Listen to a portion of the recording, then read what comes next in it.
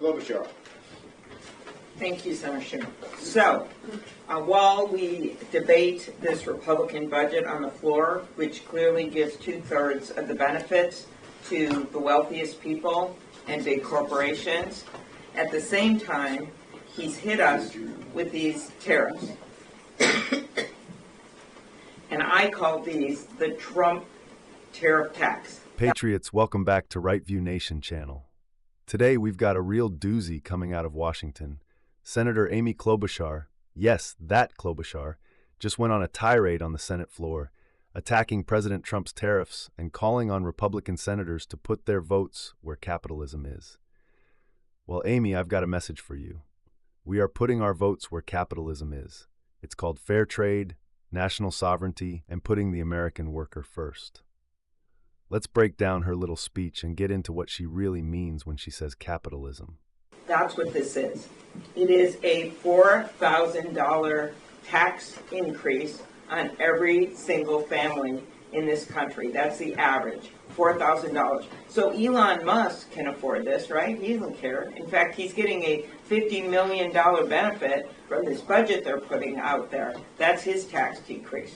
But for families, for small businesses, for small farmers in my state, this is devastating. They already are operating on a month-to-month budget. So it's really important to see this in that context, that the budget and these tariffs at the same time, the people that are going to most suffer, everyone on TV, Wall Street, they're all talking about, oh, and I was on shows with some of them, they're like, and they're right, this is devastating for the street. They've never seen a market like this. It's really bad, but you got to take it from Wall Street to Main Street. And what these tariffs do is raise taxes on American families by nearly $4,000 a year. What do they do with cars? $3,000 increase for average family to buy a car. New homes for young people, $20,000 on average for a new home. It hits everyone in our economy, but perhaps those that are most scared right now are people who are depending on their savings. Not in the long term, but immediately. Seniors depending on their savings. This might not mean much to Elon Musk, but it means a lot to average families. It means a lot to the people I met with in rural Minnesota on my 14-county tour when they would come up, show up at these things, never gone to a political event before, and say, because of what's happening with Canada now, I've lost a market. I don't think I can make it anymore. Our economy is a global economy, and he is cutting us off from the rest of the world. Just ask any one of those 70% of Canadians that have canceled their trip to the U.S.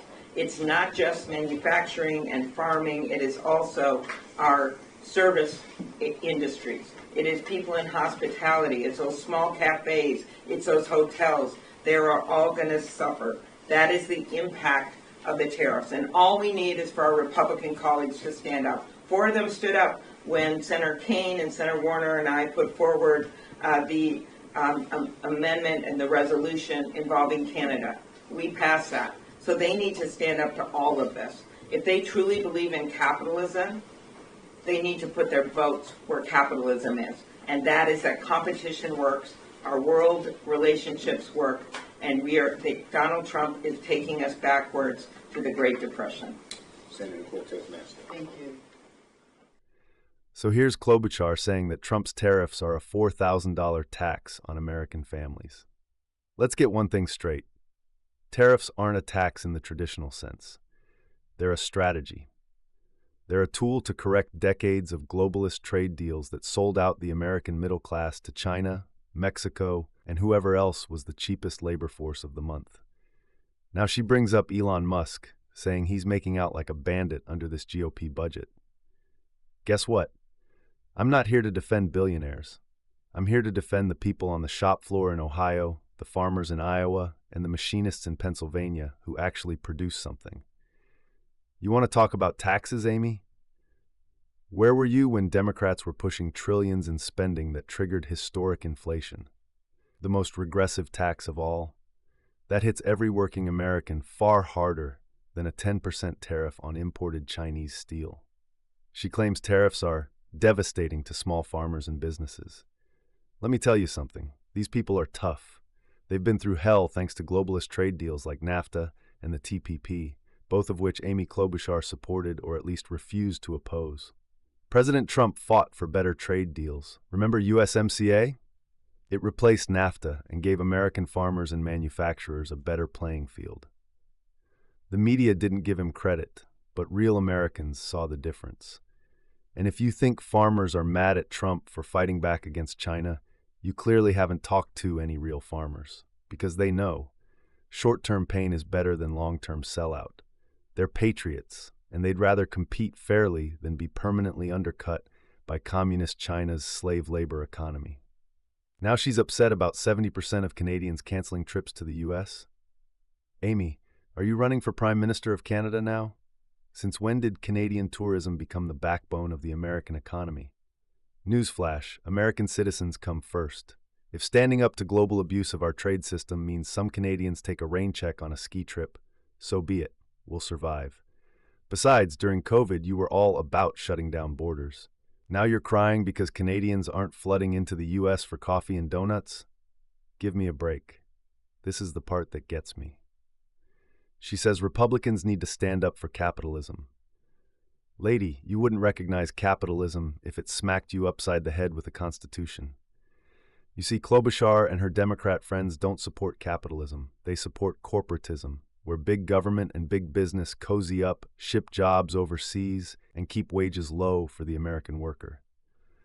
What President Trump was doing with tariffs wasn't anti-capitalist. It was pro-American capitalism.